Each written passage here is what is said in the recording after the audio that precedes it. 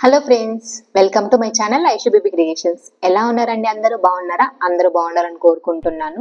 ఒక్క నిమిషం ఆగి ఇది జాగ్రత్తగా వినండి. ఒకవేళ మీరు లావుగా ఉంటే జనం మీరు ఎక్కువగా తింటారనుకుంటారు. ఒకవేళ సన్నగా ఉంటే మీకు ఏదో రోగం అనుకుంటారు. మంచిగా డ్రెస్ వేసుకుంటే మీరు ఏదో షో ఆఫ్ ఇస్తున్నారు అనుకుంటారు.